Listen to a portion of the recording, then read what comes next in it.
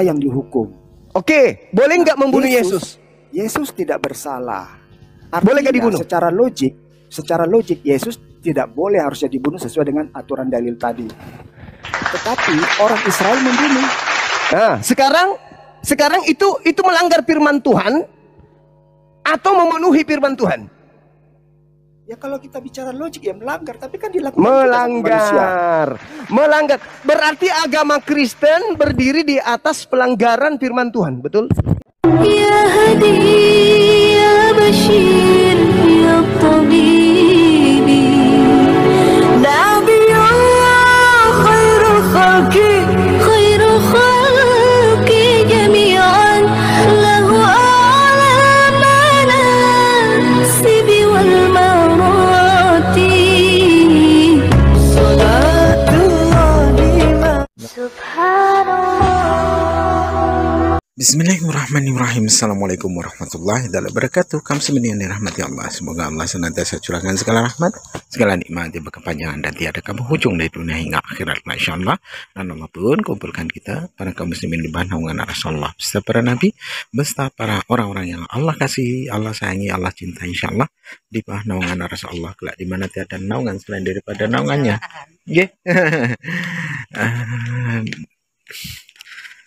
Kaum muslimin, pada kesempatan malam hari ini saya akan mengunggah sebuah video di mana video ini mengesahkan tentang bagaimana Akhi Zuma ya melibas semua Kristen yang dimana ya penghujat itu ya, itu memang kalau tidak diberikan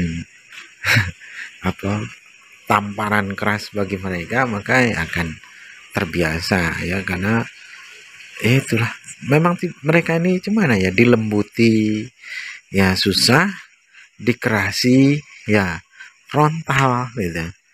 Memang ya itulah, ketika kita berdebat sama orang-orang dungu, sama orang-orang bodoh ini memang susah.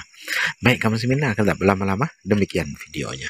Edi Tanjuma, ini suaramu loh. Itu suara saya, betul. Tetapi yang dibahas di situ Yesaya 96, di mana tanggapan Kristen, dengar sabar, saya yang punya suara, saya yang harus klarifikasi, oke? Anda hanyalah kutu busuk yang tidak mengerti apa-apa. Dengarkan. Yesaya 9 nomor 6 itu tuduhan kafir laknatullah Kristen mengatakan bahwa itu untuk Yesus.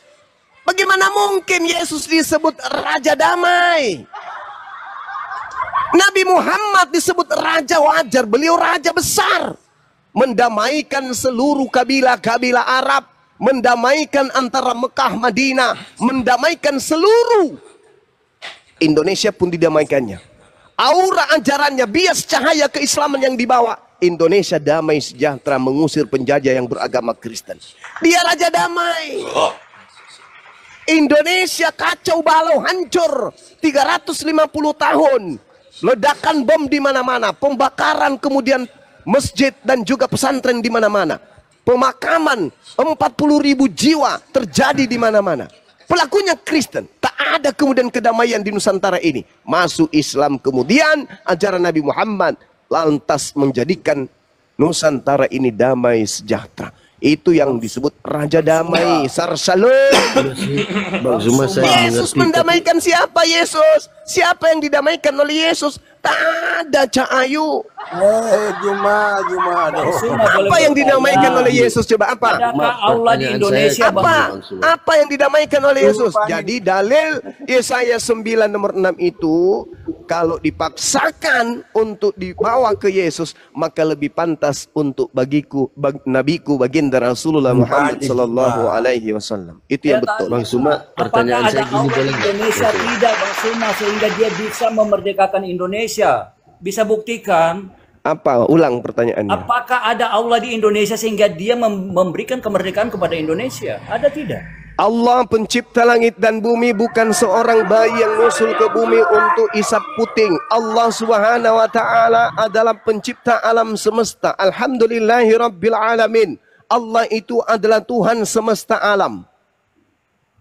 Jangankan di Indonesia, alam jagat raya, langit dan bumi beserta keduanya, beserta isi yang ada di antara keduanya adalah milik kepunyaan Allah. Dan Allah tidak pernah lengah setitik pun dari makhluknya. Tidak Saya seperti buktikan, ya. Yesus. Tuhan kau itu Yesus, tidur, buktikan. Saya lemah, buktikan. dan seterusnya. Sebentar, Silakan. saya buktikan. Saya Silakan. buktikan. Silakan. Ketika Anda sholat, arah kiblat Anda kemana? Arah kiblatnya, arah ibadahnya ke Mekah. Kenapa ke Mukarramah. Mekah? Itu perintah Tuhan kami. Perintah apa? Perintah apa? Perintah apa? Coba. untuk mengarahkan wajah ke Ka'bah. Di mana itu? Di mana? Al-Quran coba Al-Quran sebutkan. yang mengatakan Coba itu. sebutkan. Coba sebutkan. Al-Quran yang memerintahkan. Sama dengan di dalam Coba. di dalam kitabnya orang Yahudi pun diperintahkan bahwa seluruh umat tadinya memiliki kiblat. Hanya orang Kristen yang tidak punya kiblat. Dalilmu mana? Dalilmu Al-Quran. mana? Al-Quran Saya di dalam menjelaskan. Bible ada Kalau dalil. saya tunjukkan Al-Quran surah Al-Baqarah ayat 148. Kau mau apa? Al-Quran surah Al-Baqarah ayat 144. Kau mau Sebutkan apa? apa itu? Apa itu? Sok paten, jangan sok cantik. Udah, sekarang kau tunjukkan di mana kiblatnya orang Kristen. Saya Mana? menunjukkan kepada Anda di kitab bilangan sebentar. Itu Anda kitabnya tidak bisa orang menjawab, Yahudi, ya. Anda perampok, tidak bisa menjawab. perampok. Sebentar. Hei, perampok, Anda tidak bisa menjawab bahwa perampok. itu perintah. Maling, maling, kuclo. Maling rampok Cuma, kitabnya cuma Yahudi. saya bertanya sedikit, boleh nggak, Diam Bang dulu, Suma? saudara. Diam dulu. Saya minta agama Kristen, bukan agama Yahudi. Tidak bisa menjawab. Saya minta kitabnya. Hei. Saya minta dalil dari kitabmu, bukan kitabnya Yahudi. Tunjukkan, silakan. Kalau Al-Quran jelas. Ini kitab kami. Taqalluba wajhika fis sama, falanuwalliyannaka kiblatan tardaha, fawalli wajhaka syatral masjidil haram. Dalil Quran. Sekarang kau tunjukkan kepada saya dalil kiblat di kitabmu. Jangan kau bawa kitabnya Yahudi. Ku robek nanti mulut kau. Kitabmu sendiri yang kau bawa. Perjanjian baru. Kitabnya Kristen itu adalah perjanjian baru, bukan perjanjian lama. Karena Allah melihat Muhammad. Kau minta tunjukkan dalil. Menurut saya Muhammad. kasih dalil. Sekarang giliranmu tunjukkan dalil di perjanjian baru. Bahlul, di kitabmu di perjanjian barumu tunjukkan arah kiblatmu di mana. Saya jawab kau nanti ini. Dengar. Oh, kalau kau tidak bisa Doa. jawab saya, kau turun. Jangan so cantik depan saya. Saya kalau orang Kristen berdebat dengan saya tak ada ilmunya, itu seperti monyet yang dikasih kemampuan berbicara. Kau turun. Kalau kau tidak bisa tunjukkan dalil di agamamu, jangan kau pakai kitab agamanya orang Yahudi. Jangan. Itu bukan kitabmu, Bang itu kitab Suma, curian. saya bertanya sedikit, boleh nggak? Ya, silakan. Ini kebiasaan Kristen ini. Tadi saya menyimak Sedikit-sedikit tentang- lari di kitabnya Yahudi, sedikit-sedikit lari di kitabnya Yahudi. Berdiri Ya. sendiri dong. Agama Vatikan Romawi berdiri sendiri dong. Jangan ambil dari kitab curian. Lanjut. Tadi Bang Suma ada pernyataan dari Ustadz Abdul Somad itu, katanya kalau nggak ada Nabi Muhammad nggak ada semuanya. Nggak. Jadi apakah dari pernyataan itu kalau saya mendefinisikan bahwa Abdul Somad menganggap Nabi Muhammad itu setara dengan Allah, bisa nggak ke situ? Oh enggak bisa Bung. Allah menciptakan alam semesta dengan nur Muhammad. Itu jelas itu. Allah menerangkan dalam Al-Quran surah An-Nur, Allahu nurus samawati wal ard, mathalu nurihi kamishqa fiha misbah. Jadi orang Kristen tidak akan pernah paham itu. Baginda Rasulullah Muhammad sallallahu alaihi wasallam dengan nur yang diciptakan oleh Allah untuk menciptakan alam semesta itu berbeda dengan kemanusiaan Nabi Muhammad. Nur Muhammad dengan Nabi Muhammad itu adalah berbeda. Jangan kamu anggap. Sedangkan kalau berbicara dengan tentang Nabi Muhammad, apa kata Nabi Muhammad? Kul, wahai Nabiku Muhammad, katakan kepada manusia, la amliku li nafsi naf'an wala darran illa ma sya Allah. Aku Nabi Muhammad tidak kuasa mendatangkan manfaat maupun menolak mudarat bagi diriku kecuali apa yang dikehendaki oleh Allah. Walau kuntu a'lamul ghaib la lastaqzartu minal khair. Itu perintah Allah kepada Nabi Muhammad untuk menyampaikan kepada seluruh umat manusia. La amliku li nafsi naf'an wala darran illa ma sya Allah. Aku tidak bisa dari diriku sendiri kecuali atas izin Allah. Tuh. Jadi Nur Muhammad dan Nabi Muhammad itu adalah dua kaidah yang berbeda. Yang diterangkan guru saya, Ustadz Uwas itu Nur Muhammad, bukan Nabi Muhammad. Kesalahan orang Kristen, yaitu dianggapnya Nur Muhammad itu adalah anak dari Abdullah dan Aminah. Ya Bang Suma, mengerti Pak. Terus Silakan. kenapa Allah nggak memakai nur-nur Nabi yang sebelum Nabi Muhammad? Kenapa harus Nabi Muhammad? Karena Nabi Padahal ada Muhammad itu banyak. makhluk yang termulia di dalam kehidupan umat Islam yang disampaikan melalui Al-Quran. Berarti Allah Subhanahu wa Ta'ala Allah itu menjelaskan lebih memprioritaskan umat Muslim. Ya? betul. Makanya dia ditunjuk sebagai khataman nabiyyin. Dia ditunjuk sebagai rasul penutup. Wa idh ahazallahu mithaqa nabiyyin lama ataitukum min kitab wa hikmah thumma ja'akum rasulun musaddiqul lima ma'akum latu'minunna bihi wa latansurunna. Ingatlah ketika Allah mengambil perjanjian di alam roh dari seluruh nabi-nabi yang akan diutus oleh Allah di atas muka bumi. Apa kata Allah? Manakala aku memberikan kitab dan hikmat kepadamu, lalu datang kepadamu seorang rasul yang membenarkan apa yang ada pada kamu, niscaya kamu akan sungguh-sungguh beriman kepadanya dan menolongnya. Allah berfirman, apakah kamu setuju dan menerima perjanjian agung denganku atas demikian itu? Mereka para nabi pun mengatakan, kami setuju. Kami setuju. Kami berikrar. Kami paham. Kalau akrarna. Maka kata Allah, kalau begitu bersaksilah kamu wahai para nabi, fashhadu wa ana ma'akum minasyahidin, dan aku Tuhanmu pun bersaksi bersama kamu tentang kuutusnya seorang rasul manusia yang paling mulia, yaitu baginda Rasulullah Muhammad sallallahu alaihi wasallam. Al-Qur'an surah Ali Imran ayat 81. Jadi Nabi Muhammad itu makhluk yang paling mulia. Di antara seluruh makhluknya Nabi Muhammad makhluk yang paling mulia. Maka Allah menciptakan alam semesta dengan Nur Muhammad. Begitu saudara. Maksudnya, Yuk, apakah ikut. mulia itu, kemuliaan itu hanya milik Allah, nggak bisa milik manusia? Makhluk yang ada di atas muka bumi dan yang ada di atas langit itu adalah serpihan-serpihan cahaya yang berasal dari Allah itu sendiri. Mulianya makhluk cerminan kemuliaan Sang Pencipta. Manusia itu mulia, Penciptanya maha mulia. Manusia itu mendengar, Penciptanya maha mendengar. Manusia itu melihat, makhluk itu melihat, Penciptanya maha melihat. Kemuliaan yang dimiliki oleh makhluk itu hanyalah bias dari kemahamuliaan Tuhan Penciptanya. Barakallahu fikum, Bang Afidah. Masya Allah. Begitu saudara. Kita ini siapa? Kita ini berarti- serpihan. Alam semesta ini siapa? Alam semesta ini serpihan. Serpihan apa? Serpihan keberadaan Sang Ada. Siapa dia? Dialah Allah pencipta langit dan bumi. Alam semesta ini tak ada. Yang ada itu hanya Allah. Sehingga alam semesta ini adalah jejak yang disimpan oleh Allah bahwa Allah itu ada. Adanya alam semesta, bukti adanya Allah. Tidak adanya alam semesta, kita tidak bisa meraba. Kenapa? Karena kita sendiri tak ada. Makanya agama yang benar adalah agama yang berkesinambungan antara kitab sucinya dengan akalnya. Kenapa? Karena pencipta langit dan bumi memberikan jejak rambu-rambu kepada makhluknya bernama manusia untuk kemudian menjadi titah yang dirambak kemudian hari demi hari, minggu demi bulan, tahun untuk sampai kepadanya. Dengan cara apa? Dengan cara akal. Orang yang menggunakan akalnya akan tahu jejak kembali kepada Tuhannya. Tetapi orang yang mati akalnya, dia tidak akan tahu cara jalan menuju kepada Tuhannya.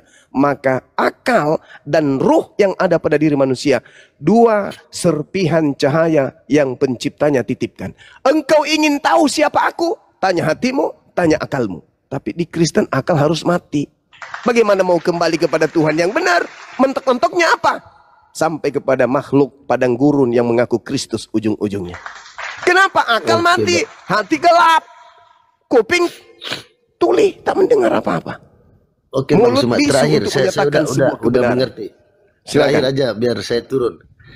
Silakan. Ini Bang Sumat, kalau saya baca definisi mulia itu mulia itu sangat besar loh, artinya luas. Tetapi setelah banyak saya mendengar dan memahami, ada beberapa sifat Nabi Muhammad yang tidak bisa disetarakan dengan kata mulia itu, Bang Suma. Bisa nggak saya menerima penjelasan itu? Iya, jadi begini saudara. Al-Quran surah Al-Baqarah ayat 255. Allah Subhanahu wa Ta'ala menjelaskan apa tentang dirinya di sana.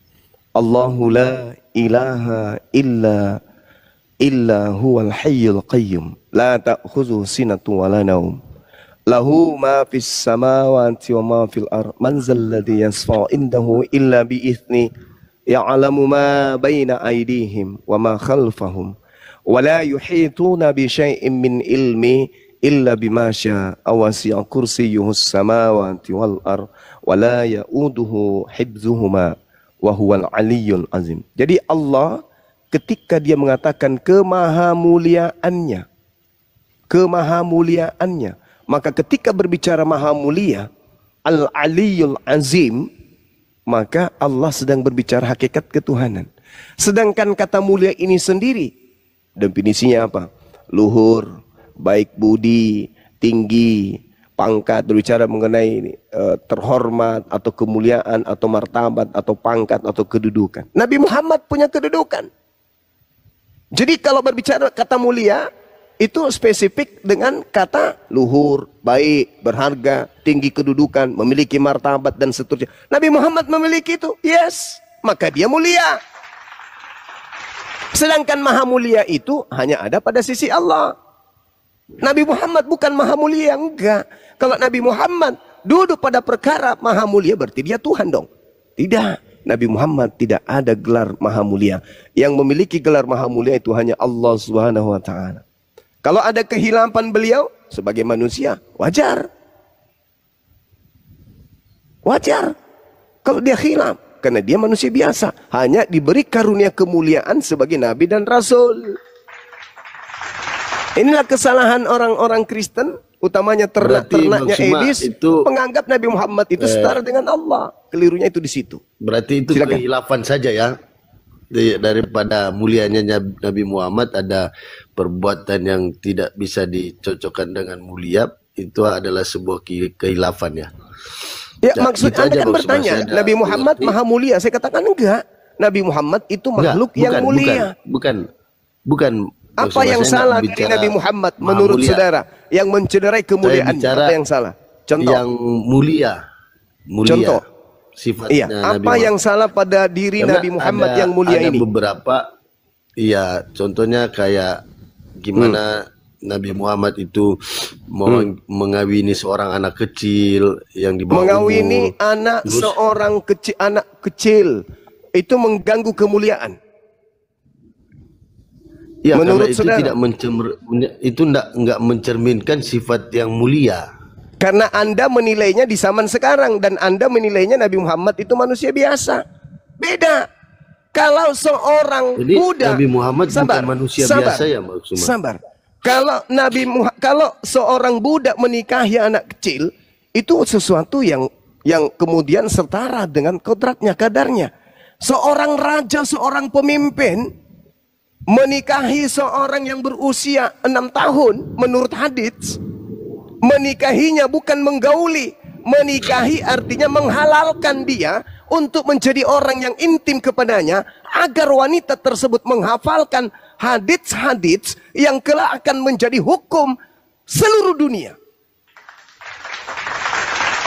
Seorang wanita dan seorang laki-laki mulia yang menjaga kemudian derajat kemuliaannya, ingin mengajar seorang wanita tentang sesuatu yang sensitif pada diri wanita. Apakah dibenarkan?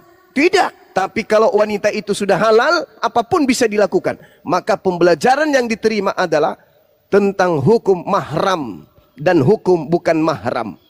Nabi Muhammad SAW menikahi Siti Aisyah karena perintah Allah. Tujuannya apa? Untuk menciptakan Siti Aisyah sebagai penghafal hadits yang intim terhadap keislaman, yang sangat-sangat tabu didengarkan oleh telinga-telinga manusia. Maka yang harus mengetahui ini adalah orang yang intim kepada Rasulullah, karena berbicara tentang kewanitaan.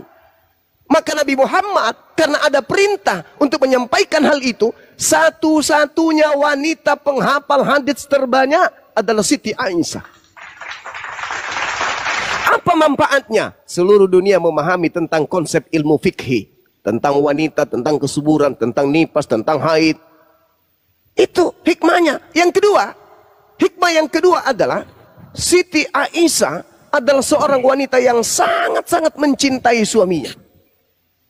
Dulu di zaman Rasulullah ketika perang Uhud terjadi, aturan mainnya adalah tidak boleh ikut perang Uhud atau perang Badar kalau usia masih 15 tahun ke bawah. Nggak boleh. Nah, saat perang Uhud secara historis, sejarah, Siti Aisyah ikut. Berarti sama dengan perang Badar, perang Uhud, itu Siti Aisyah usia sudah 15 tahun minimal. Beliau ikut. Bukti bahwa dia sudah 15 tahun ke atas. Dan saat perang Badar, saudara, Siti Aisyah belum menjadi istri baginda Rasulullah Muhammad sallallahu alaihi wasallam. Berarti hadits yang menceritakan beliau dinikahi Rasulullah usia 6 tahun itu pengabarannya sahih, tetapi implementasi secara histori itu keliru. Berarti yang salah yang hadis itu ya bang? Tidak salah. Pemberitaannya secara pengabaran betul. Tapi histori yang sebenarnya adalah Siti Aisyah usia 15 tahun belum dinikahi oleh baginda Rasulullah. Sebab pada saat perang Uhud, Siti Aisyah belum pernah dinikahi oleh Rasulullah. Sedangkan pada zaman perang Uhud, Siti Aisyah sudah usia 15 tahun minimal. Bang Suma, ini pernyataan Bang Suma itu kadang berbeda dengan yang pernah saya dengar pernyataannya Buya Syakur. Apakah Buya Syakur yang keliru atau Bang Suma yang keliru? Apa yang dikatakan oleh Buya Syakur? Karena Buya Syakur itu pernah menjelaskan tentang nilai ilmu fikih yang seperti Bang Suma jelaskan tadi. Apa itu? Ya. Tentang Siti Aisyah itu pernikahan anak di bawah umur, dia juga pernah menjelaskan itu sampai. Kalau berdasarkan hadis, tadi kan saya sudah menjelaskan kepada saudara. Kalau berdasarkan hadis yang diriwayatkan di Irak, saya katakan iya, Siti Aisyah dinikahi usia 6 tahun dan serumah di usia 9 tahun. Orang Arab, Bung, 1400 tahun silam, kalau usia 9 tahun itu sudah sama setara dengan zaman sekarang orang Indonesia 20 tahun. Oh, itu tafsirnya Bang Sumaya. Oh, bukan saudara. Oh, bukan ya, bukan. Keadaan fisik orang yang hidup di padang gurun dengan orang yang hidup di Indonesia itu berbeda. Itu yang pertama. Yang kedua, zaman Rasulullah menikah di usia itu adalah hal yang lumrah. Jangankan zaman Rasulullah 1400 tahun silam, dulu bahkan sekarang nih, nenek-nenek kita, kakek-kakek kita, itu SD sudah pada menikah itu. Nenek-nenek kita dulu, SD kelas 5, begitu sudah keluar puting sebesar jagung, nikah. Belum haid, sudah nikah. Itu zaman sekarang. Bagaimana zaman dulu? Bagaimana zaman pra sebelum Masehi? Di zamannya Yusuf aja, Rifka, pada zaman Yakub, Ishak, itu dinikahi usia 3 tahun. Dan anehnya saudara, saya sebagai penggiat pelajar Bible, sebagai penggiat nih, saya puluhan tahun mengkaji Bible dari A sampai Z, dari Z sampai A, dari muka belakang samping kiri kanan. Tidak ada saya temukan satu dalil pun di dalam Bible kalau digabungkan kitabnya Yahudi dan kitabnya Romawi menjadi satu, disebut sebagai Bible atau Biblika. Saya tidak menemukan batas usia wanita dinikahi di dalam Bible. Gak ada batasan. Kalau di Islam kan jelas balik. Pada saat mereka balik itu apa? Pada usia mereka sudah haid, mimpi basah, boleh menikah. Tapi kalau di Kristen gak ada batasan. Usia 1 hari, usia 2 hari, 3 hari. Kalau kita lihat dalam kitab Bilangan 31, nomor 17-18, boleh menikahi wanita 1 hari. Yang penting dia masih perawan. Tetapi wanita yang masih perawan boleh kamu ambil sebagai milikmu. Itu dalil, itu perintah. Tapi yang tidak perawan bunuhlah. Nah, itu perintah di dalam kitab Bilangan 31. Begitu saudara. Jadi oke Bang Suma. Ya, silakan. Bang Suma, ada gini Bang Suma. Ada pernah saya lihat Edis mengutip bahwa ada ayat yang menyatakan bukan, saya hanya pengen cari pembenaran apakah yang Edi selalu bilang itu benar karena saya tidak tahu kan, atau Apa itu? hanya framing atau pembodohan. Apa itu? Jadi seperti gini, ada ayat yang dia menyatakan, dia mengutip bahwa Nabi Muhammad mengatakan jika istri-istri yang sudah diceraikan bisa digauli. Nah, proses kalau udah diceraikan berarti bisa dianggap itu sebuah selingkuhan kan? Wah, Al-Quran dengan jelas mengatakan dalam surah Al-Mu'minun. Nah, inilah kesalahan kekeliruan saudara-saudara Kristen. Al-Quran mengatakan apa? Makanya saya ingin cari tahu pembenarannya dari Bang Suma karena lebih saya menguasai bantah. Quran, Makanya kan? saya katakan Edis Bang itu Leo, dengerin pelawak. dulu Bang Leo, di-mute dulu. Makanya saya katakan Edis itu mending saya diskusi dengan monyet daripada Edis. Edis tak ada ilmu. Dia hanya punya ilmu congor. Logika palasi yang dia punya. Penipuan, penggiringan opini, dan apa? Pendalaman doktrin dan dogma berdasarkan tentang ilmu remah-remah yang hanya berdasarkan congor, air liur. Al-Quran membantah apa yang Anda bawa. Surah Al-Mu'minun, dengarkan. Kada aflahal mu'minun. Sungguh beruntunglah orang-orang yang beriman itu. Siapa orang-orang yang beriman itu? Walladzina hum li furujihim hafizun. Dan orang yang memelihara kelaminnya illa ala aswajihim, kecuali terhadap istri-istri mereka. Apa kata Allah? Pamadi betangawara azalika faulaika humul adun. Tetapi barang siapa yang mencari di balik itu, berzina, menggauli yang bukan istrinya, maka mereka itu adalah orang-orang yang melampaui batas. Apa hukuman bagi mereka yang melampaui batas? Kata Allah, fi nari jahannam khalidina fiha abada. Mereka masuk ke dalam neraka jahanam, kekal di dalamnya. Itu kata Al-Quran. Tetapi apa kata Allah? Walladzina hum li amanatihim wa ahdihim ra'un. Dan sesungguhnya beruntunglah orang yang memelihara amanat-amanat tadi. Tidak berzina, tidak menggauli yang bukan istrinya. Walladzina hum ala salawatihim khas yuhafizun. Dan orang yang memelihara salatnya. Ulaika humul warithun. Mereka itulah orang yang mewarisi alladzina yarithunal firdaus. Yakni yang mewarisi surga firdaus. Mereka kekal di dalamnya, hum fiha khalidun. Ini terbalik dengan pengajaran Edis congor, manusia pemakan sendal jepit. Iya, karena kemarin sih Bang Suma, Bang Edi saya nonton itu pernah nunjukin di Al Asab ya 51 gitu. Makanya saya bilang apakah itu dapat mencerminkan sebuah perkataan mulia bagi Nabi Muhammad. Allahu Akbar. Masya Allah, Masya Allah.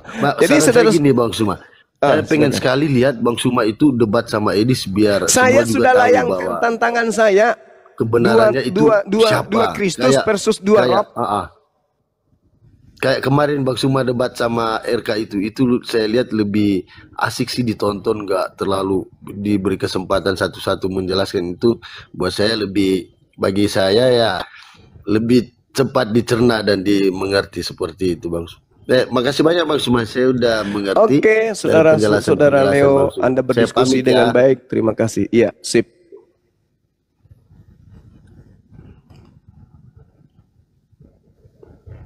Lanjut teman-teman sekalian. Baik, pasien selanjutnya. Ahimoto. Assalamualaikum warahmatullahi wabarakatuh. Ya, ini Tuhan. Oh, namanya Tuhan Yesus. Masa Gurunda debat sama Tuhan, Gurunda? Enggak apa-apa. Namanya Tuhan Yesus itu dia. Assalamualaikum warahmatullahi wabarakatuh. Selamat sore untuk kita semua. Izin bertanya sedikit, Bang. Nah, kalau saya di sini, kalau saya di sini hidupnya permisi dua agama, orang tua Muslim, saya Katolik, Bang. Kalau ini karena belum bisa on cam, kalau saya on cam kaget abang nanti, soalnya rumah saya depannya musola besar. Iya, nggak apa-apa, itu biasa terjadi dalam hidup manusia. Lanjut. Kalau kita salam kenal sebelumnya Bang dari NTT. Siap. Bang, salam toleransi. Bisa lihat video NTT kan Bang. Nah, dari tadi saya nyimak terus abang sama ibu berbicara. Ini mohon maaf ya di luar konteks sedikit ya. Hanya sedikit bertanya Bang. di saat kita beribadah, bersembahyang, itu ada kata yang mana jangan menyembah Allah lain selain Allah, ya kan Bang? Iya, betul. Nah, di Kristen pun demikian. Nah, yang jadi pertanyaan saya, kenapa kita di Kristen menyembah Yesus dan kenapa di Islam itu menyembah Muhammad, Bang? Itu aja, Bang. Iya. Mohon dijelaskan lah. Baik. Seperti yang Abang tahu lah. Baik. Jadi saya teringat cerita guru saya. Ada seorang anak TK bertanya begini. Mama,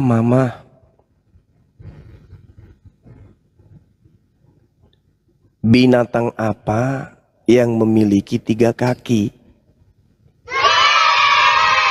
Jadi si mama ini bingung, binatang 3 kaki. Terus mama nggak bisa jawab. Ye mama, kata anak TK, bantu sama ayah dong. Ayah, bantuin mama dong. Si adik nanya tuh, binatang yang memiliki 3 kaki itu binatang apa sih? Mama pusing, ayah pusing, seisi rumah pusing. Saya mendengarkan cerita guru saya itu, tertawa, teman-teman semua pada bingung semuanya. Ayo ada anak, adakah kemudian yang mampu menjawab pertanyaan anak TK tadi? Ayah, ibu dalam cerita itu nggak sampai jawabannya. Lalu kemudian di kelas juga riuh, nggak ada yang bisa menjawab. Akhirnya saya ngangkat tangan. Saya, Bu. Ya, silakan Lim, kata guru saya.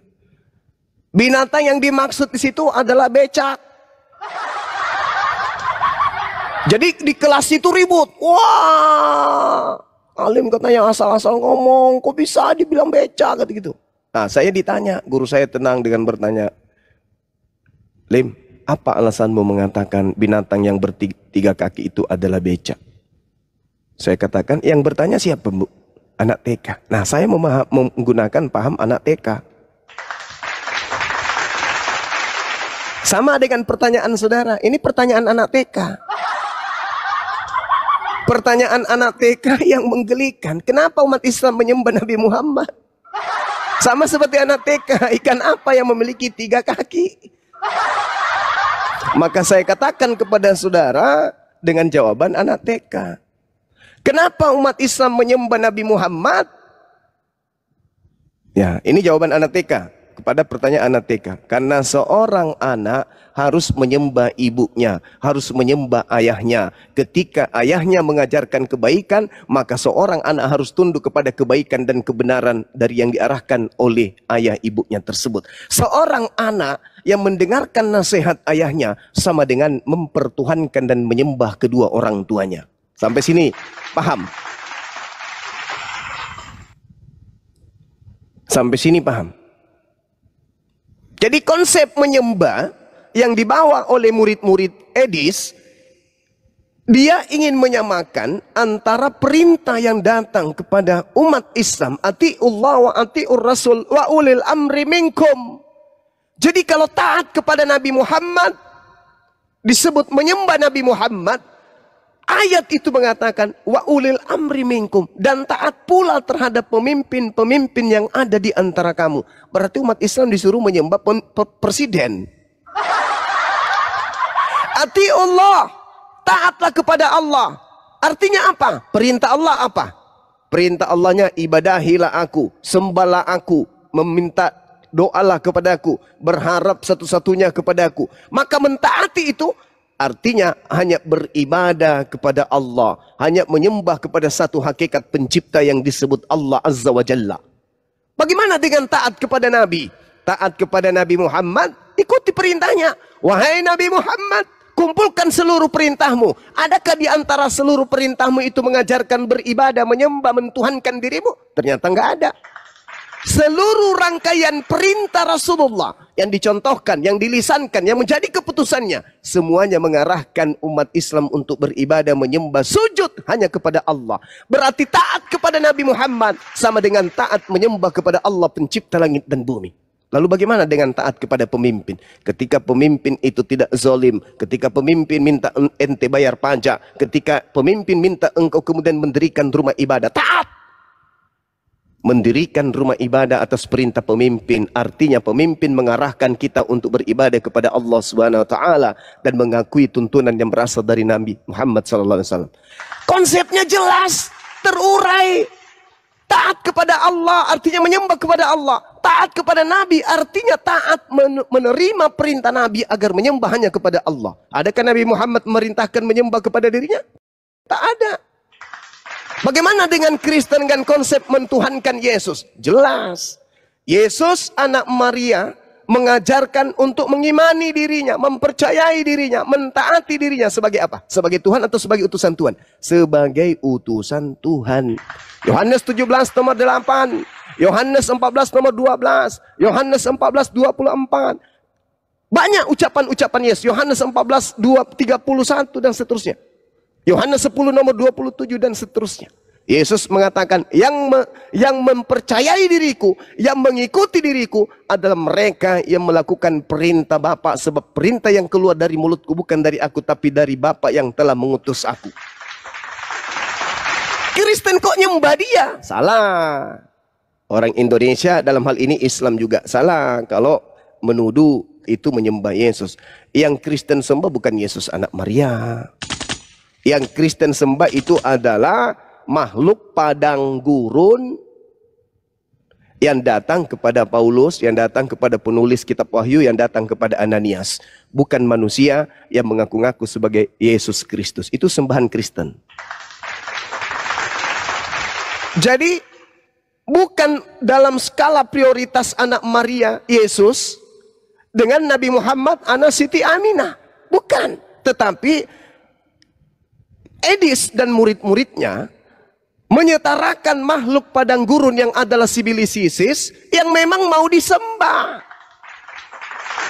Apa buktinya bahwa makhluk ini mau disembah? Coba Anda baca Lukas 4 nomor 6, Matius 4 nomor 6. Apa kata makhluk tersebut? Yesus, jika engkau menyembahku, maka segala kuasa di dunia akan aku berikan kepadamu, sebab aku berhak memberikan kepada siapapun yang aku kehendaki. Makhluk ini ingin disembah. Nabi Muhammadku tidak pernah memerintahkan umatnya untuk menyembah dirinya. Sedangkan makhluk yang bernama Kristus ini menginginkan disembah. Buktinya, ketika makhluk ini keluar dari kubur, apa kata dia? Kepada aku telah diberi kuasa. Yang memberikan kuasa siapa? Makhluk yang datang kepada Yesus. Tapi Yesus menolak kuasa itu. Makhluk yang masuk ke dalam kubur menerima kuasa tersebut. Kepada aku telah diberi kuasa. Siapa yang memberinya kuasa? Sibilisisis. Pergilah seluruh bangsa. Jadikanlah seluruh bangsa menjadi pengikutku. Itu perintah siapa? Sibilisisis. Siapa kemudian menjadi pengikutnya? Kristen. Di antaranya Edis, penyembahan terhadap makhluk padang gurun yang datang kepada mayat yang ada di dalam kubur, yang keluar dari kubur, memerintahkan ke seluruh bangsa menjadi pengikutnya. Disetarakan dengan Nabi Muhammad, yang Nabi Muhammad mengatakan apa? Fattakullah wa antiun. Nabi Muhammad diperintahkan oleh Allah menyatakan kepada seluruh umat manusia, aku ini la amliku li nafsi naf'an wala darran illa masya Allah. Aku tidak berkuasa mendatangkan manfaat kepada manusia maupun menolak celaka atau musibah bagi diriku kecuali apa yang dikehendaki oleh Allah.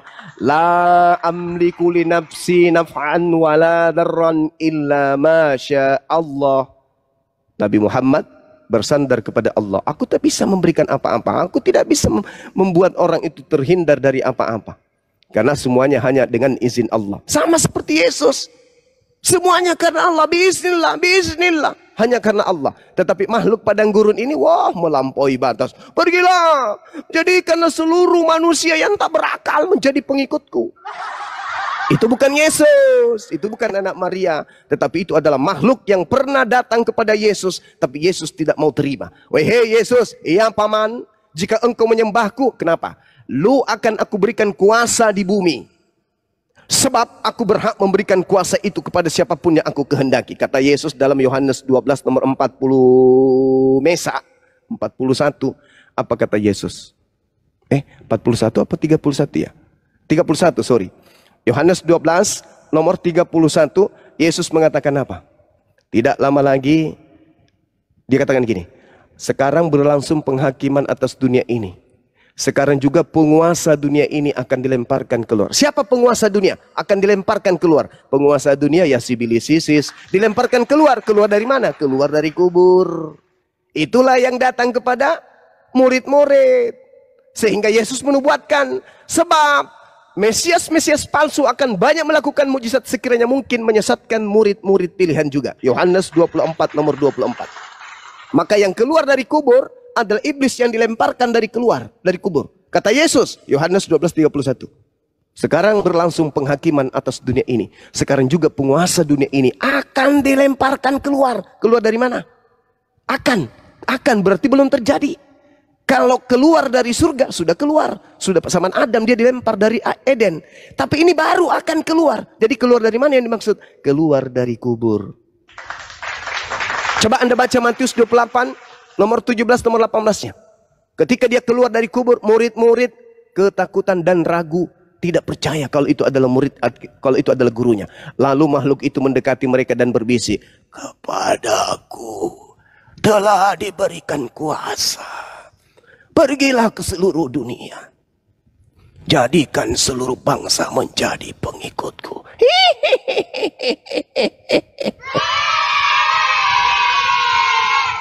Mana orang banyak yang mau jadi pengikut penyesat itu? Aliteng. Jadilah aneh. Manusia dibilang Tuhan. Tuhan dibilang turun jadi manusia nete. Tuhan turun ke bumi dipotong nonotnya. Aneh jadinya. Makan makanan yang diharamkan. Malah diajarkan kemudian. Coba kita buktikan bahwa itu adalah iblis. Apa kata Paulus setelah dibisikin oleh makhluk tersebut? Dalam Galatia 2 nomor 21. Aku tidak menolak kasih karunia Allah. Sebab sekiranya ada kebenaran oleh hukum Taurat, maka sia-sialah kematian Kristus. Coba. Ini apa ini maksudnya? Paulus mendapatkan ilmu dari makhluk padang gurun dengan mengatakan tidak ada kebenaran di dalam hukum Taurat. Gila enggak tuh? Gila. Masakan hukum Tuhan yang datang kepada Nabi Musa dikatakan sekiranya ada kebenaran di dalam hukum Taurat, maka sia-sialah kematian Yesus Kristus. Belum lagi dikatakan oleh Paulus di dalam Galatia 5 nomor 4. Apa kata dia? Dari bisikan iblis yang datang kepadanya. Kamu lepas dari Kristus. Jikalau kamu mengharapkan kebenaran oleh hukum Taurat, kamu hidup di luar kasih karunia. Jadi apa maksudnya dalil Paulus ini? Karena ini berasal dari makhluk yang datang kepadanya sebagai pembisik. Apa kata makhluk itu? Paulus, ya paman, ajarkan kepada manusia-manusia cuplis bahwa mereka lepas dari Kristus jikalau mereka mengharapkan kebenaran dari hukum Taurat. Berarti orang Kristen ini harus menganggap hukum Taurat itu tidak ada kebenaran di dalamnya. Pantas saja Paulus di dalam suratnya, di dalam Filipi 3 nomor 8, apa kata Paulus di sana? Malahan segala sesuatu ku anggap rugi karena pengenalan akan Kristus Yesus Tuhanku. Lebih mulia dari semuanya. Oleh karena dialah Kristus Yesus Tuhanku, aku telah melepaskan semuanya itu dan menganggapnya sampah. Paulus menganggap hukum Taurat itu sampah setelah bertemu dengan makhluk padang gurun. Di dalam bahasa original teksnya disebut skubalon. Skubalon artinya tinja. Tinja artinya kotoran. Kotoran artinya Dengan kata lain, Paulus mendapatkan bisikan dari makhluk Kristus bahwa hukum Tuhan yang datang kepada Nabi Musa itu adalah tai. Ayo, apa iya hukum yang datang yang Tuhan berikan kepada Nabi Musa di Luh Torah? Dua batu yang diberikan kepada Nabi Musa membebaskan Nabi Musa, Bani Israel dari perbudakan Mesir. Ketika kemudian Tuhan mengatakan dalam Yeremia 31 sampai 33. Apa kata Tuhan? Aku akan mengadakan perjanjian baru dengan Bani Israel dan Bani Yehuda. Aku akan menanamkan hukum Taurat ke dalam batin setiap Bani Israel. Ulangan 4, ulangan 6. Jika engkau ingin hidup, maka jalankan segala hukum Taurat pada saat engkau duduk, pada saat kau berdiri, pada saat kau berjalan, pada saat engkau berbaring. Ajarlah kepada anak-anakmu untuk menjalankan hukum Taurat itu. Dan kasih adalah tekun, wajib melaksanakan aturan Tuhan yang dibawa oleh Nabi Musa alaihissalam. Jika engkau ingin hidup, maka jalankan hukum Taurat. Kata Tuhan di dalam Ulangan 27 nomor 26, terkutuklah orang yang tidak menjalankan hukum Taurat dengan perbuatan. Tapi kata makhluk halus yang datang kepada Paulus, hukum yang datang pada Nabi Musa itu adalah tai busuk. Skubalon. Anda coba cek apa betul skubalon itu artinya sampah. Apakah betul istilah skubalon itu bagi orang Yunani artinya tinja, kotoran? Anda lihat di dalam Filipi 3 nomor 8 dalam original teksnya. Di situ dikatakan hukum Taurat itu adalah skubalon, tai. Ini yang Anda ikuti. Agama seperti ini yang Anda ikuti. Na'udzubillah tsumma na'udzubillah. Orang waras pasti tinggalkan ajaran tersebut. Hanya orang gila yang cinta akan dunia, cinta makan babi, cinta tidak bersunat, cinta menghalalkan segala hukum Tuhan yang akan bertahan di agama seperti itu. Bagaimana mungkin hukum Tuhan disebut sebagai tai? Tai loh. Kata Paulus, dulu aku menganggap itu adalah sebuah kebenaran. Tapi begitu aku bertemu dengan Kristus Yesus, oleh karena dialah aku telah melepaskan semuanya itu dan menganggapnya tai, supaya aku memperoleh Kristus. Jadi orang Kristen itu wajib hukumnya menganggap hukum Tuhan yang datang kepada Bani Israel itu tai, supaya kalian bisa mendapatkan Kristus. Kenapa? Itu kan Paulus. Tunggu. Paulus mengatakan dalam 1 Korintus 11 nomor 1, engkau harus menjadikan aku sebagai teladanmu. Kamu harus meneladani aku. Kamu harus mencontohi aku. Kamu harus jadikan aku sebagai bapakmu. Aku yang harus kamu ikuti. Aku yang harus kau teladani. Sebab aku ini juga adalah Kristus. Gitu, saudara. Ya, saya kira cukup dari saya. Semoga apa yang saya uraikan ini bisa menjadi pelajaran bagi kita semua. Bang mau nanya bang. Demikian. Bang Juma boleh nanya Bang Juma. Mumtaz Guna. Silakan. Bang Juma. Subhanallah. Ya. Mantap. Bang Juma. Maaf, Silakan, boleh nanya Bang saudara. Juma. Oh ya. Boleh, boleh. Tadi Bang Juma Bentar-bentar Bang, belajar ini Muslim apa Kristen? Kristen Bang. Oh baik, silakan. Tadi kan Bang Juma kan memberi pernyataan mengenai Nur ya. Nur Muhammad. Nur itu kan kalau nggak salah cahaya Bang ya. Betul ya Bang ya? Iya. Ya, yang kata Abang kan dari Allah Subhanahu wa taala membuat dunia ini dari Nur Muhammad gitu kan ya. Betul nggak Bang? Betul kan? Iya. Terus Abang bilang terus pengertian saya Abang bilang namanya manusia Nabi Muhammad SAW itu Rabi dan utusan Allah. Itu hubungannya apa Bang antara Nur Muhammad dengan Nabi Bang? Saya kurang ngerti itu tadi penjelasan Abang agak singkat tadi. Oke. Jadi Nabi Muhammad sendiri itu tercipta dari Nur Muhammad. Al-Maidah ayat 15, Al-Ansab ayat 45 sampai ayat 46. Cahaya yang menerangi adalah Nur Muhammad. At-Taghabun ayat 8, cahaya yang diturunkan. Al-Furqan, Rasul makan minum. Berarti dia bukan yang disebut Nur Muhammad. Al-Furqan jelas menerangkan itu. Al-Isra ayat 93. Nabi Muhammad menerangkan kalau dirinya hanyalah manusia. Al-Kahfi ayat 110. Nabi Muhammad mengatakan aku hanyalah manusia. Ali Imran ayat 31. Ikutilah aku, bukan sembahlah aku. Bahwa aku hanyalah cahaya dari Allah. Al-Asab ayat 45. Cahaya yang menerangi manusia dan seterusnya. Artinya bahwa ketika berbicara mengenai sang pencipta langit dan bumi. Pencipta langit dan bumi menciptakan segala sesuatunya dari Nur Muhammad. Termasuk menciptakan Nabi Muhammad dari Nur itu sendiri. Sedangkan pencipta langit dan bumi itu hakikat absolut tunggal. Yang tidak ada Nabi Muhammad di sana.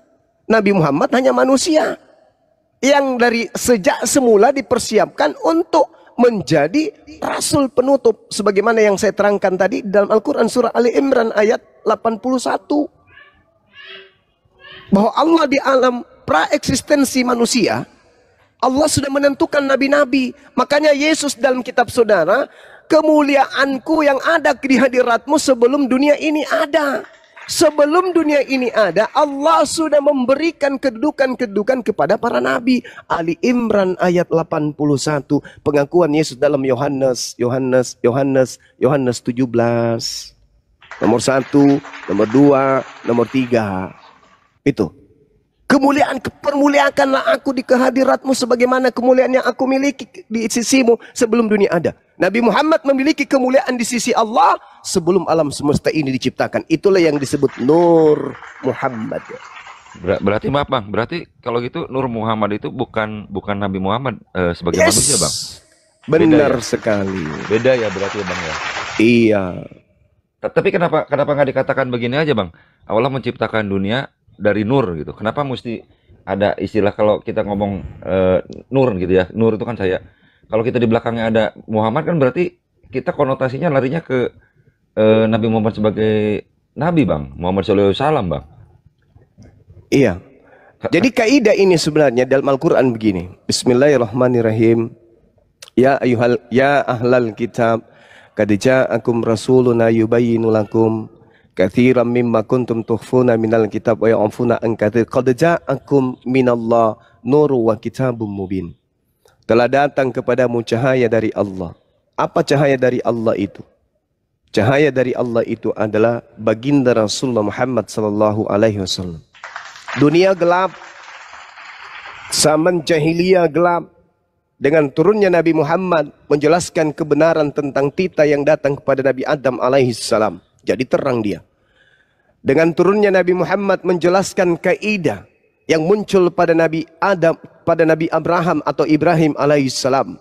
Menjelaskan, menguraikan, jadi terang. Kemudian bagaimana Nabi Muhammad menjelaskan tentang proses penciptaan, jadinya terang. Yang tadinya kita tak tahu, Nabi Muhammad datang untuk menjelaskan itu semua. Maka dikatakan sebagai Nur Muhammad. Alam semesta ini dicipta. Kenapa? Karena nanti Nabi Muhammad yang akan menguraikan itu semua. Makanya dijelaskan dalam Al-Quran surah An-Nahl ayat 44. Nabi Muhammad diutus oleh Allah membawa Al-Quran sebagai cahaya untuk dunia. Dan menjelaskan serta membimbing seluruh manusia. Kalau Nabi Abraham hanya untuk keturunannya. Begitu juga Ishak, begitu juga Yakub, begitu juga Yesus hanya untuk kaumnya. Tapi kalau untuk Nabi Muhammad, dia menjelaskan seterang-terangnya tentang alam semesta ini. Tentang pencipta langit dan bumi ini. Maka dikatakanlah Allah menciptakan dengan Nur Muhammad. Seperti itu saudara. Bukan berarti Nabi Muhammad itulah Nur Muhammad itu sendiri. Enggak. Allah menciptakan alam semesta ini dengan Nur Muhammad. Nurin ila nur. Cahaya di atas cahaya. Dinda Kores mungkin ada yang ingin disampaikan? Silakan. Iya Gurunda, ada yang mau disampaikan. Silakan. Mantap Gurunda.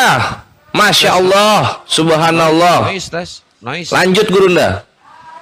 Berarti Bang mau nanya lagi Bang. Berarti kalau misalkan berarti secara garis besarnya Allah Subhanahu wa taala udah menskenariokan bahwa Nabi Muhammad akan diturunkan ya. Soalnya kalau tidak diturunkan Nabi Muhammad berarti dunia tidak ada, kita tidak ada gitu ya, Bang. Benar sekali. Suara kencang banget. Benar sekali. Oh gitu Bang ya. Okay. Yes. Oke, makasih Bang ya. Salam Bang. Sama-sama saudara. Saya mau ngomong dulu sama. Ya, bentar Bang Koi, bentar Bang Koi boleh, sama Gurunda Hatuha boleh. Silakan mau open cam juga Bang Koi boleh. Bang Koi ini yang pernah naik ke sini itu kan, yang Kristen itu kan? Iya boleh, saya open cam ya. Silakan kalau mau open cam silakan. Nah, ini dari kekristenan juga Gurunda. Iya. Cuma jangan curhat ya Pak ya. Enggak, saya nggak curhat. Saya mau membantah apa yang disampaikan oleh Juma. Ya, Juma, saya melihat kamu mendestruksi iman kekristenan yang dibangun oleh Petrus. Nah, kan curhat. Gitu. Enggak, sebentar, saya buktikan nanti. Saya buktikan. Keluaran 23 ayat 7, jauhkanlah dirimu dari perkataan dusta, oke? Dan janganlah membunuh orang yang tidak bersalah. Poinnya kan di situ. Iya. Maksud dari saya ini adalah pesan Tuhan melalui Musa kepada bangsa Israel, menjauhi perkataan dusta. Oke? Jangan membunuh orang yang tidak bersalah. Oke? Kemudian Tuhan tidak membenarkan menghukum orang yang bersalah. Oke? Di ayat ke-8 ya, disebutkan di situ di ayat ke-8, Janganlah menerima suap, karena suap membuat orang Huta. yang membalikan perkataan orang yang benar. Oke? Nah, Oke. apa maknanya di sini? Suap dan keadilan. Ini yang terjadi sama Yudas Iskariot. Zuma, kalau kamu tidak suka dengan Paulus, silahkanlah versimu. Tapi kamu membuat teori kristologi untuk sesuai dengan versimu. Ini keliru. Kenapa? Kenapa? Saya katakan tadi.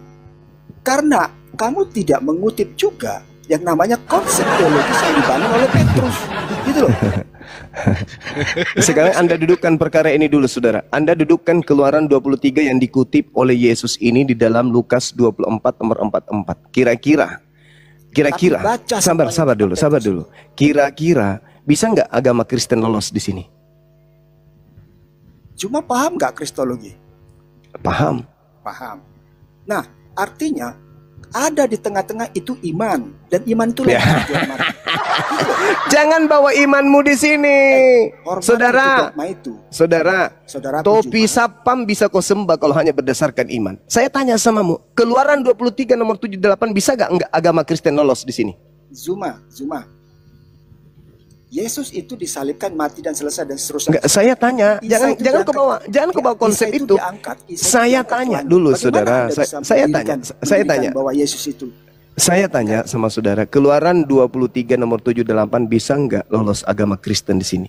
Jangan modal semangat. Jangan modal semangat kalau ilmu nggak ada, jangan. Coba dudukan agamamu di sini. Bisa nggak agamamu lolos di sini? Lihat. Pada akhirnya orang Israel menyalibkan Yesus. Enggak, jangan ke situ dulu. Sebentar.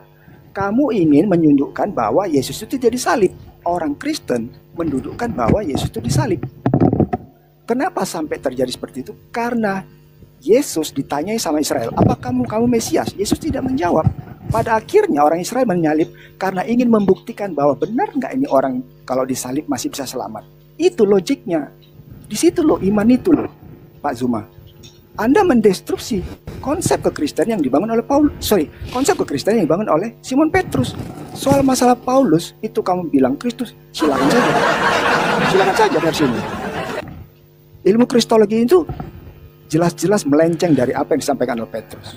Saya bertanya kepada saudara, polanya kan Yesus, bukan Bang Suma yang jadi pola, tapi Yesusnya yang menjadi kerangka berpikir kita sebagai orang yang datang belakangan. Kata Yesusnya dalam Lukas, harus terjadi apa yang tertulis tentang aku di dalam kitab Taurat kan? Bukan di Matius, Lukas, Markus, Roma, Galatia, Filipi, bukan. Tetapi di Taurat. Keluaran 23 itu kan jelas. Jangan kau percaya akan dusta. Maka kami dilarang percaya kepada Kristen. Karena Kristen dibangun di atas dusta. Apa itu? Loh, iya, saya akan buktikan kalau agamamu itu berdiri di atas dusta. Kalau nggak dusta, nggak ada Kristen. Saya bertanggung jawab atas itu. Iya, kristologi itu salah, Zuma. Lah, kristologi itu apa menurutmu? Kristologi itu ilmu yang mempelajari tentang kekristenan. Iya, itu dia. Maka ketika saya masuk ke dalam ranah itu, ternyata saya tak temukan bahwa Kristen salah memahami tentang Bibelnya. Bahkan mereka tidak paham tentang Bibel itu sendiri. Mereka hanya berlandaskan kepada doktrin dan dogma bapak-bapak gereja. Itu jelas. Kalau Anda menggunakan akal sehat, ilmu, sains, bagaimana kemudian Anda menguraikan kebenaran yang ada dalam kitab saudara, Anda akan keluar dari Kristen. Saya jamin itu. Anda hanya terlanjur Kristen dan Anda memiliki percaya diri yang sangat kuat. Kenapa? Ya di backingan Anda itu makhluk padang gurun. Wajar. Sekarang coba Anda dudukkan pernyataan Yesusnya di dalam Keluaran 23 nomor 7 nomor 8 itu. Bisa nggak? Bisa nggak agama Kristen masuk ke situ? Bisa nggak? Bohong jangan kau percaya, orang benar jangan kau bunuh. Yesus orang benar kan? Boleh nggak dibunuh Yesus? Menurut dalil ini boleh nggak? Saya sederhanakan. Menurut dalil Keluaran 23 yang sebagai referensi pengajaran Yesus dalam Lukas 24:44, boleh nggak Yesus dibunuh berdasarkan referensi tersebut? Jawab. Zuma, Pak Zuma. Hukum Taurat yang ditulis di Perjanjian Lama itu di kitab Keluaran. Bang Kores, noise Bang Kores. Woi. Iya, ditutup aja Dinda Kores.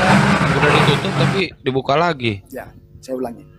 Hukum Taurat yang berlaku di agama Kristen, ya, itu yang ditulis di kitab Keluaran di pasal yang 14 ada 10. Itu berlaku. Tapi dilarang membunuh. Faktanya sampai sekarang ada orang membunuh. Apa hubungannya coba? Hubungannya apa hubungan begini, Pak. Yang saya Begini. tanyakan kepada saudara? Saya kutip. Keluaran 23 ayat 7 yang mengatakan Anda jangan berdusta untuk mencapai tujuan. Itu memang orang Yahudi pada akhirnya berbohong, mendustakan apa yang dilakukan sama Yesus, sehingga Yesus akhirnya disalib. Di situ kristologinya. Tapi Anda ingin boleh Yesus tidak membunuh? Boleh tidak membunuh Ya, Yesus? Di tengah-tengah itu ada iman. Memalukan sekali. Memalukan kalau hanya berdasarkan. Pertanyaan saya, boleh tidak Yesus dibunuh berdasarkan firman Tuhan tadi? Di mana firman ini adalah kisi, referensi yang Yesus bocorkan. Pak Zuma, kita masih bisa berdebat dan berdiskusi ilmu perbandingan agama. Tapi hormati iman, sama seperti saya menghormati iman saudara saya orang Muslim. Kalau begitu, hentikan gerakan kristenisasi, gerakan membodohi orang. Saya setuju. Nah, Saya setuju gitu. Hentikan. Lembaga Bible Indonesia, STT, jangan lagi belajar tentang Islam. Misionaris hentikan. Jangan ada lagi misionaris masuk ke kampung-kampung menjual agama dari barat itu. Itu saya setuju. Bahwa menyebarkan brosur-brosur itu nggak benar itu. Nah, sekarang pertanyaannya adalah, kembali kepada tema. Keluaran 23 nomor 7 nomor 8, bisa nggak Kristen lolos di situ? Begini Zuma, Tuhan memberikan perintah, menetapkan aturan, menetapkan dalil, tetap saja manusia membantahnya. Itulah Israel. Pertanyaan saya, boleh tidak Yesus, boleh tidak Kristen duduk di situ? Pertanyaannya, kenapa tidak? Perintahnya apa? Jangan membunuh Yesus. Jangan membunuh. Sebentar, Anda kan menarik Yesus sebagai objeknya kan? Yesus yang mengatakan itu. Ini Yesus belum lahir di sini. Aduh Juma. Hei saudara, Lukas 24 nomor 44, harus terjadi semua yang dikatakan tentang aku di dalam kamu bilang, hukum Zuma, Taurat. Keluaran 23. Tadi katanya Keluaran 23 bukan Lukas. Yang mana nih sekarang? Yesusnya yang menjadikan Keluaran 23 itu sebagai referensi dalam beragama. Harus terjadi apa yang tertulis tentang aku di dalam Keluaran 23 nomor 7 nomor 8. Satu-satu dulu. Keluaran 23 ayat 7. Jangan menghukum orang yang benar. Jangan menghukum orang yang salah dan jangan menunjukkan dusta. Salah Anda. Tadi salah. Jangan membunuh orang yang benar. Jangan membunuh orang yang tidak bersalah. Pertanyaan saya, boleh nggak Yesus dibunuh? Di situ tidak seperti itu katanya. Jangan membunuh orang yang tidak bersalah. Iya. Artinya, boleh nggak membunuh Yesus? Yang bersalahlah yang dihukum. Oke, boleh nggak membunuh Yesus?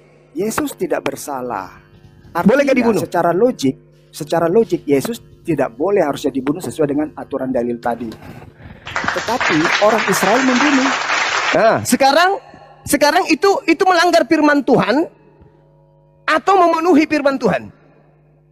Ya kalau kita bicara logik ya melanggar, tapi kan dilakukan manusia. Melanggar. Berarti agama Kristen berdiri di atas pelanggaran firman Tuhan, betul? Tidak begitu konsep kristologi.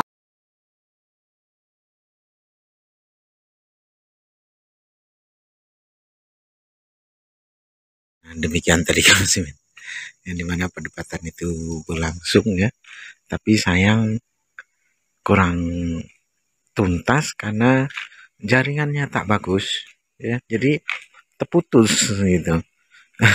Tidak sampai 1 jam ya, karena apa, jaringan di sini selalu saja ngadat-ngadat itu, bahkan ya itulah mungkin kualitasnya itu ya, karena susah lah pokoknya di Pulau Jawa ini susah. Saya pasang sudah berbagai merek, ada IndiHome, ada macam-macam. Itu tidak ada yang profesional tuh ya. Malah saat ini saja yang nggak mending. Tapi ya itu tadi, tetap saja kadang-kadang kalau lelet. Malah yang paling susah sekali waktu itu IndiHome, dari awal pasang sampai usai itu ya, pada 50 Mbps, dan saya minta di cross checkkan sama anggotanya itu ya, sama teknisinya itu nggak mau, dia malah ngasih nomor pusat katanya. Begitu nomor pusat ditelepon itu pun tidak aktif. Malah belum waktunya bayar pun sudah ditagih datang ke rumah. Batas pembayaran itu tanggal 20 seharusnya, tapi tanggal 5 sudah ditagih.